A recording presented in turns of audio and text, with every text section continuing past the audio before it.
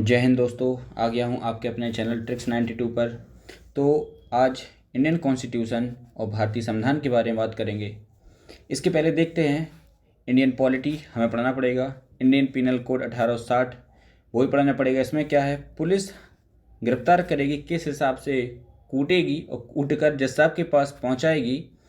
फिर वो code of criminal procedure 1973 follow करेंगे। फिर वो उनका एक प्रोसीजर जो रहता है जेल में जाने का, वो कोर्ट जो सेक्शन धाराएं लगाती हैं वो उसमें हमें पढ़ना पड़ेगा। बट हमें आज इंडियन कॉन्स्टिट्यूशन जो इंडियन पॉलिटी के अकॉर्डिंग पढ़ते हैं उसके बारे में थोड़ी जानकारी लेते हैं। तो इसमें हमें क्या है, देश कोई राज्य जो शासन करेगा, देश या राज्य जो शासन करेगा, ठीक है। इसमें हमें 22 भाग पढ़ना पड़ेगा। 22 भाग पढ़ना पड़ेगा। अनुच्छेद 395 पढ़ने पड़ेंगे, जो आज बढ़कर कहीं ना कहीं 450 के प्लस हो चुके हैं, ठीक है। और अनुसूचियाँ 8 शुरुआत में बनाई गई थी, लेकिन आज वर्तमान अनुसूची कितनी है, 12 हैं।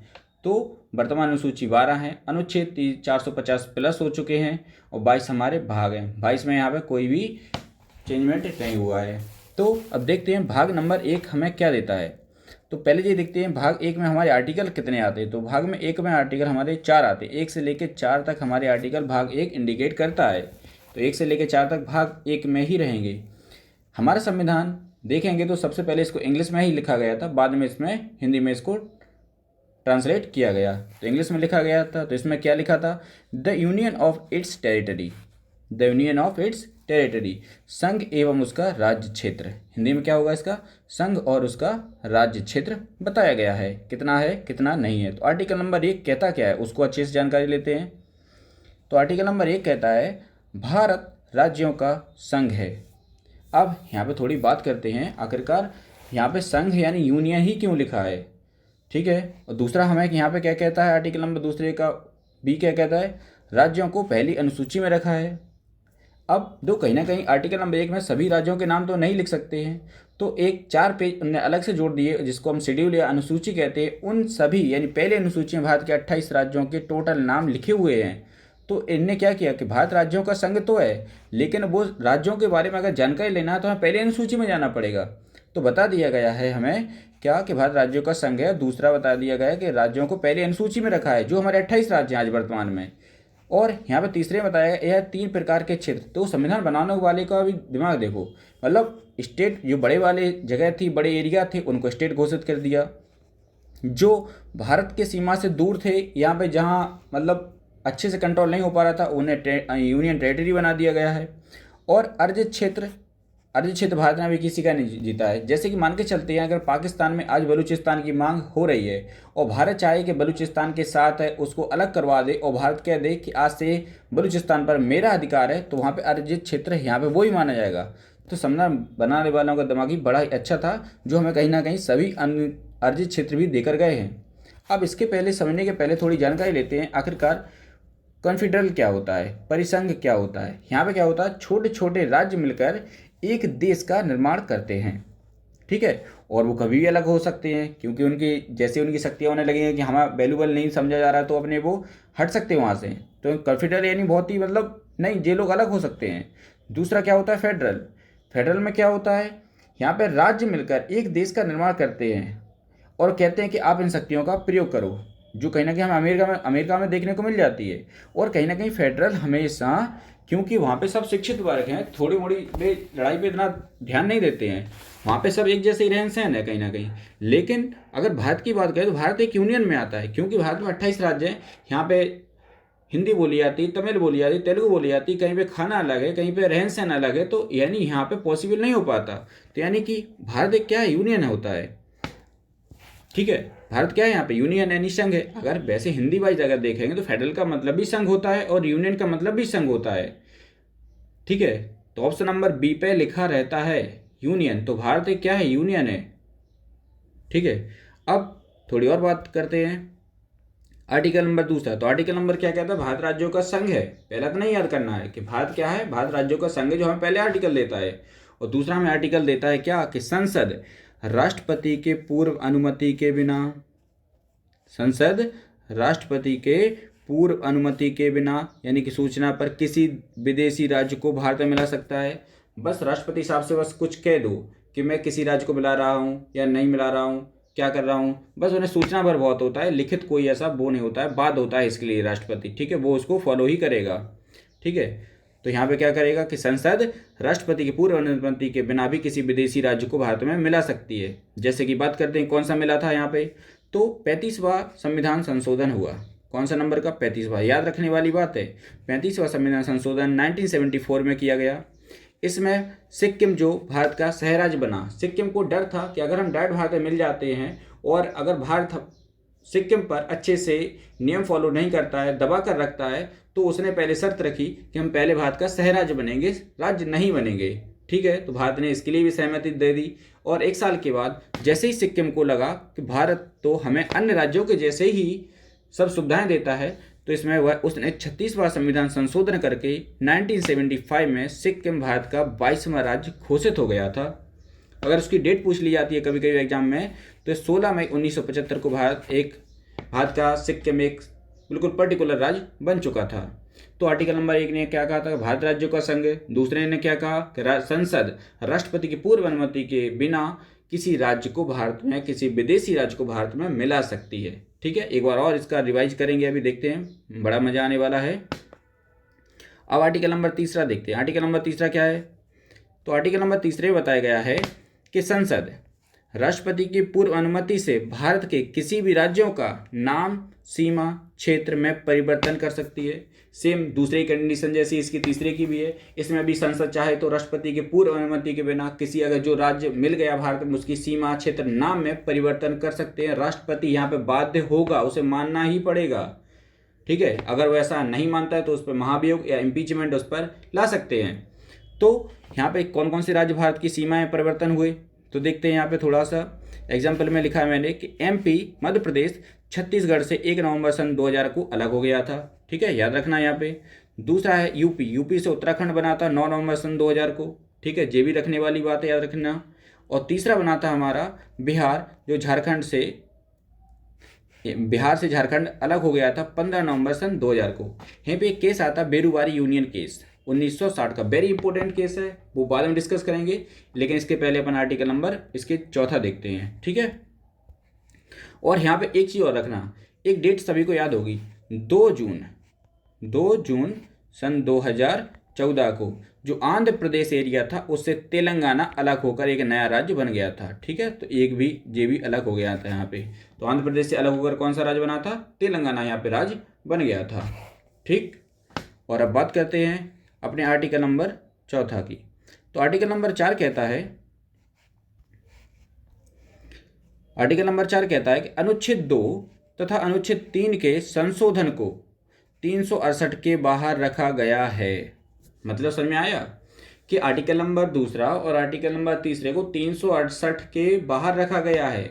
मतलब कि यही है, अगर 368 इसमें शामिल हो जाता तो इसमें साधारण बहुमत के से कोई भी नियम संशोधन नहीं हो सकता था, कोई भी परिवर्तन नहीं ला सकते थे। उसमें हमें क्या, विशेष बहुमत की जरूरत पड़ती है। ठीक है, उसमें साधारण बहुमत से काम नहीं चलता। इसलिए अगर हमें साधारण बहुमत चाहिए तो हमें 368 के बाहर इन आर्टिकलों को रखना ही पड़ेगा। ठीक है, तो अब बात करते हैं इसमें क्या था? इसमें 50% बहुमत हो प्लस 50% बहुमत प्लस, अब 1 भी हो सकता है, 2 भी हो सकते हैं, 3 भी हो सकते हैं, इसलिए प्लस लगा दिया है। यानी 50% तो चाहिए ही है, प्लस भी चाहिए। ठीक है, यहाँ पे राष्ट्रपति बाध्य होगा, राष्ट्रपति मना नहीं करेगा कि किसी राज्य को नहीं मिलाओ या किसी राज्य की सीमा परिवर्तन, क्षेत्र में नाम में परिवर्तन ना करो, वो बाध्य होगा। अनुसूची 1 और 4 में भी प्रभावित होगी। ठीक है, इसको एक बार और देख लेना। ठीक है, अनुसूची जब कोई राज्य बढ़ेगा तो उसको अनुसूची में जोड़ना नहीं पड़ेगा क्या? तो अनुसूची 1 में जो 28 राज्य बताए गए हैं उन्हीं में तो इसके नाम जोड़े जाएंगे ना, तो अनुसूची 1 भी प्रभावित होगी, कहने का मतलब है। ठीक है, तो एक बार दोबारा रिकॉल करते हैं। रिकॉल का देखते हैं कि आर्टिकल नंबर हमें भाग 1 में कहाँ से कहाँ तक पढ़े हमने? 1 से लेकर 4 तक पढ़े। पहला हमने आर्टिकल क्या पढ़ा कि भारत राज्यों का संघ है, यूनियन है।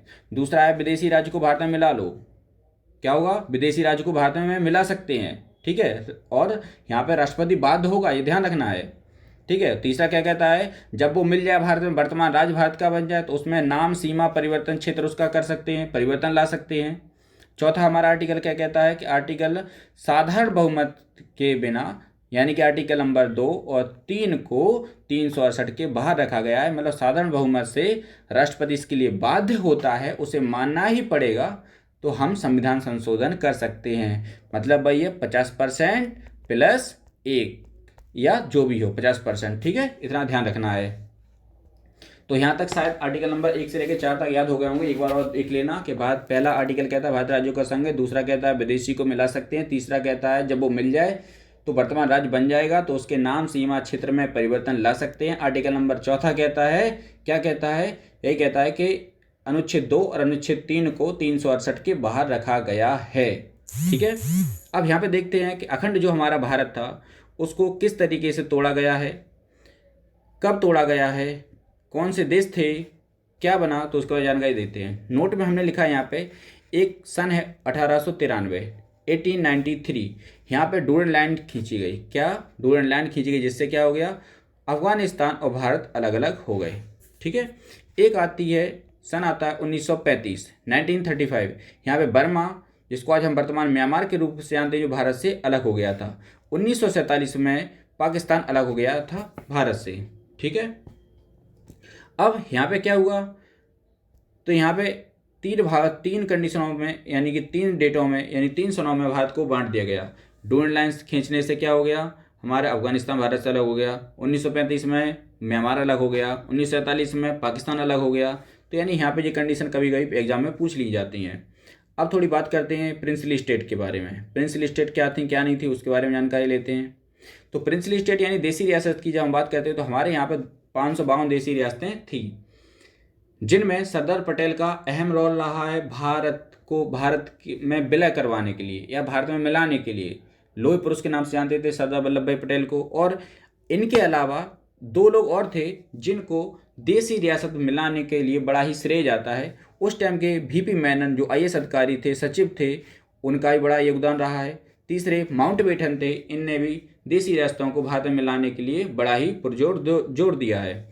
अब यहाँ बात करते हैं, मोस्टली भारत में देसी रियासतों का विलय हो चुका था, लेकिन 3 स्टेट ऐसी थे, यानी 3 रियासतें ऐसी थीं जो भारत में मिलना नहीं चाहती थीं। जो हमारी पहली रियासत का नाम आता है, यहाँ पे आता है हैदराबाद। तो हैदराबाद का निज़ाम जो था वो भारत में नहीं मिलना चाहता था। तो वहाँ पे क्या हुआ, इंडियन आर्मी पुलिस की ड्रेस में पहुँचकर उनको कूट काट के कैसे भी करके ऑपरेशन पोलो चला गया पुलिस के द्वारा। एक्चुअली वह पुलिस की ड्रेस में इंडियन आर्मी ही थी जो उनको कंट्रोल कर पाई, और वो ऑपरेशन पोलो के हिसाब से हैदराबाद को भारत में मिला लिया गया है। दूसरा हमारा दूसरी रियासत थी जूनागढ़। जूनागढ़ में क्या हुआ, वहाँ पे मुस्लिम वर्ग ज़्यादा होकर और हिंदू वर्ग कम था। तो वहाँ पे क्या किया, सरदार वल्लभ भाई पटेल ने और इन दोनों लोगों ने, वीपी मेनन साहब ने और माउंटबेटन साहब ने, वहाँ पे जनमत संग्रह कराया। तो जनमत संग्रह से सभी लोगों ने कहा कि हम भारत में मिलना चाहते हैं, तो जनमत संग्रह से जूनागढ़ को भारत में मिला लिया गया है। तीसरा नाम आता है जम्मू एंड कश्मीर का। यहाँ के राजा थे हरि सिंह राजा। तो हरि सिंह राजा कहीं ना कहीं जम्मू कश्मीर को एक अलग ही देश घोषित करना चाहते थे। कहीं ना कहीं वो अपने देश को स्विट्जरलैंड बनाना चाहते थे, वो भारत में मिलना नहीं चाहते थे। लेकिन जैसे ही उन्हें लगा कि अब शायद काफ़ी टाइम हो चुका है, और जब तक वहाँ पे पाकिस्तान की आर्मी कश्मीर में प्रवेश कर गई, वहाँ पे घुसपैठ कर दी, वहाँ पे उन्होंने कब्जा करना शुरू कर दिया। जब इन्हें लगा कि अब हमें भारत की मदद लेनी पड़ेगी, तो वहाँ के हरि सिंह जब भारत आते हैं, जवाहरलाल नेहरू से मिलते हैं, और यहीं पे वल्लभ भाई पटेल साहब से सलाह ली जाती है। तो उनने कहा कि पहले आप कहीं ना कहीं विलय पत्र पर साइन करें, एसेंशियल लेटर पर साइन करें, इसके बाद हम आपकी रक्षा करेंगे। तो जैसे ही उन्हें विलय पत्र पे वो भारत में मिल गए। विलय पत्र का मतलब क्या होता है, भारत में मिल जाना। तो यानी भारत में जैसे ही विलय हुआ तब यहाँ से अपनी इंडियन आर्मी गई। तो उन्होंने तब तक एक लाइन बना ली थी, इसका नाम आता है LOC, लाइन ऑफ कंट्रोल। तब तक वहाँ पे कर दी, लेकिन इंडियन आर्मी ने बहुत इन्हें पीछे कर उनको पीछे किया और कश्मीर पे अपना आधिपत्य जमा लिया। भारत पर जो भारत का हिस्सा था उस पर इंडियन आर्मी ने दोबारा से कब्जा कर लिया। तो उस साइड से जो पाकिस्तान की आर्मी, वो ब्रिगेडियर उस्मानी थे, वहाँ से वो आए थे, ठीक है। अब बात करते हैं थोड़ी इंडिया की, यानी 1951 की बात करते हैं। 1951 में भारत 4 भागों में बटा हुआ था। इसको हम ABCD के हिसाब से बांटते हैं। ए में ब्रिटिश प्रीवेंसरी था, मतलब जहाँ ब्रिटिश लोगों का कहीं ना कहीं भारत में आधिपत्य था। बी में भारत के जो प्रिंसली यानी कि राजा साहब, जो राजाशाही शासन था वहाँ पे था। और तीसरा हमारा नाम आता है यहाँ पे कमिश्नरी। कमिश्नरी वो तो भारत के, जैसे कि बात करते हैं तुम्हारे कलकत्ता, बॉम्बे, चेन्नई, जो बड़े बड़े शहर थे उन्हें कमिश्नरी घोषित किया गया था। और डी में हम रखते हैं यूनियन टेरिटरी को, जो केंद्र शासित प्रदेश थे उस टाइम के। ठीक है, तो भारत उस टाइम पे 1951 में 4 भागों में बटा हुआ था। ठीक है, अब यहाँ पे ये सब देखने के बाद आगे देखते हैं, ये यहाँ पे आता है नाम। अब जब भारत बन गया और यहाँ पे देखा गया तो एक स्टेटों की मांग उठने लगी थी। तो यहाँ पे सरकार ने क्या किया, एक आयोग का गठन किया जिसका नाम आता है एस के धर आयोग। तो एस के धर आयोग ने अपना, एस के धर आयोग बना था 1948 में, ये ध्यान रखना है। और इनने अपनी रिपोर्ट 1949 में पेश की थी। और इसी के बाद जस्ट एक आता है JVP समिति बनी गई इसी के लिए। जे इनका भी गठन 1948 में किया गया था। उन्होंने अपनी रिपोर्ट भी 1949 यानी 1949 में ही दी थी। इन दोनों ही आयोग और समिति ने अपना अपना ओपिनियन दिया और कहा कि भाषाई राज्यों का विरोध किया। इन्होंने क्या किया कि भाषाई राज्यों का विरोध किया है।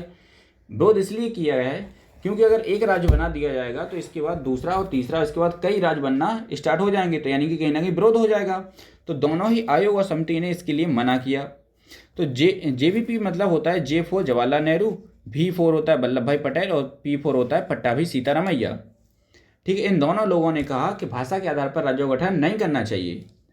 ठीक है, लेकिन यहीं पे एक व्यक्ति थे पेट्टू श्री रामुल्लू। यह 56 दिन के बाद भूख हड़ताल पर बैठे थे। 56 दिन के बाद भूख हड़ताल पर बैठे रहे इनकी मृत्यु हो जाती है। इनकी मृत्यु 1952 में हुई थी। तब यहाँ पे पूरे देश में हिंसा फैल गई। हिंसा फैलने से सरकार को लगा कहीं ना कहीं यहाँ पे अब सरकार गिर सकती है। तो उन्होंने क्या किया कि 1 अक्टूबर 1953 को आंध्र प्रदेश को पहला भाषा के आधार पर बनने वाला पहला राज्य घोषित किया है। कब? 1 अक्टूबर 1953 को आंध्र प्रदेश भाषा के आधार पर बनने वाला पहला राज्य था। ठीक है, अब जैसे ही एक राज्य बना, नॉर्मल ही बात है, अगर जब कोई एक व्यक्ति के लिए काम सरकार कर देगी तो दूसरा अपने आप से आगे आएगा। तो ऐसी बहुत सी चीज़ें होने लगी। फिर कहीं ना कहीं देश में पूरा अस्त व्यस्त होने लगा। उन्होंने कहा कि मुझे भी स्टेट अपने नाम से चाहिए, ये चाहिए, वो चाहिए। तो यहीं पे एक आयोग का गठन किया गया सरकार के द्वारा। कौन सा आयोग था वो? फजल अली आयोग। बड़ा ही इंपॉर्टेंट है। यहाँ फजल अली उस टाइम पे सुप्रीम कोर्ट के जज थे।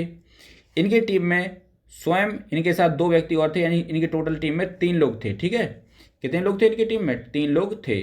तो 2 लोग अन्य थे, एक जी तीसरे थे। तो फजल अली आयोग बन गया यहाँ पे। तो इनका गठन किया गया, इस आयोग का 1953 में गठन किया गया। जैसे ही आंध्र प्रदेश बना तो उसी साल फजल अली आयोग 1953 में इसका गठन किया गया। इनने अपनी रिपोर्ट 3 साल के बाद यानी 1956 में 1956 में दी है।